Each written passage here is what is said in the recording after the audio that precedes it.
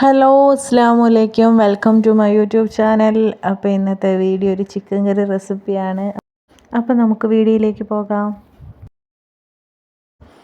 അപ്പോൾ നമ്മൾ ചട്ടി അടുപ്പിലോട്ട് വെച്ചു. ചട്ടി ചൂടായപ്പോൾ എണ്ണ ഒഴിച്ചു. എണ്ണ ചൂടാവട്ടെ. എണ്ണ ചൂടായപ്പോൾ നമ്മൾ 1 ടേബിൾ സ്പൂൺ ഉലുവ, 1 ടേബിൾ സ്പൂൺ കടുക് ഇട്ടു.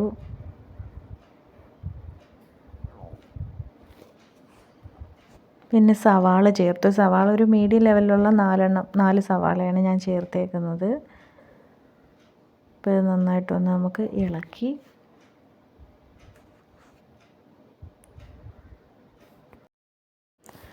ഇനി നമുക്ക് ചെറിയ ഉള്ളി ചേർക്കാം.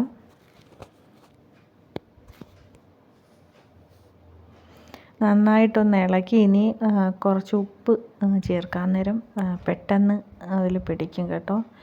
അപ്പോൾ ഉപ്പ് ഞാൻ ചേർത്തിട്ടുണ്ട്. അതിൻ്റെ വീഡിയോ എടുക്കാൻ പറ്റിയില്ല. പിന്നെ തക്കാളി, ഒരു മീഡിയം ലെവലിലുള്ള തക്കാളി, 1 തക്കാളി കേട്ടോ.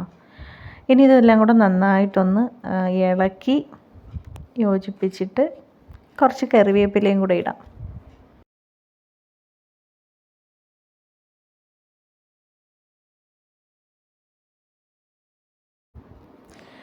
ഇതൊരുവിധം ഒന്ന് വെന്ത് വന്നിട്ടുണ്ട്. എന്നാലും നന്നായിട്ട് ആ എണ്ണയിൽ കിടന്ന് നന്നായിട്ടൊന്ന് വേവണം, എങ്കിലാണ് അതിൻ്റെ ഒരു ടേസ്റ്റ് വരുന്നത്.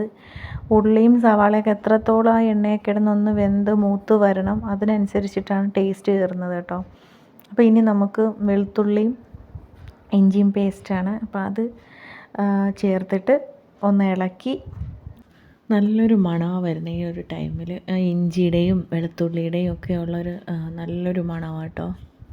അപ്പോൾ ഇത് നന്നായിട്ടൊന്ന് ഇളക്കി കുറച്ച് മൂടി വെച്ചിട്ട് നമുക്ക് കുറച്ചൊന്ന് വേവിച്ചെടുക്കാം.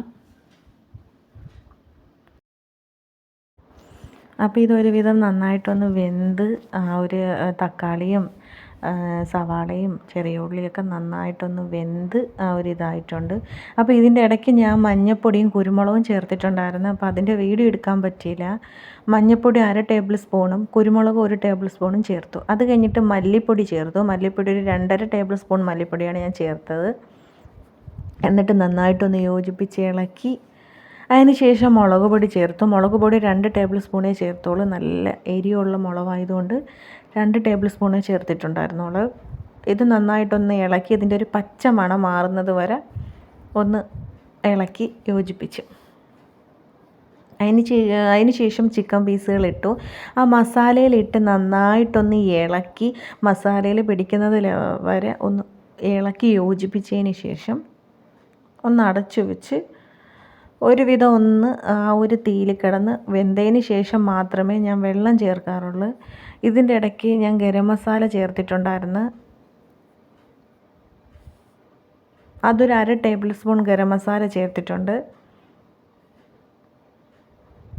ഇനി നമുക്ക് വെള്ളം ചേർക്കാം. ഞാൻ വെള്ളം ചൂടാക്കിയിട്ടാണ് ചേർക്കുന്നത്. അതൊരു 3 ഗ്ലാസ് വെള്ളം ചേർത്ത് ഇനി ഒന്ന് മൂടി വെച്ചിട്ട് വേവട്ടെ. വെന്തതിന് ശേഷം കാണാം.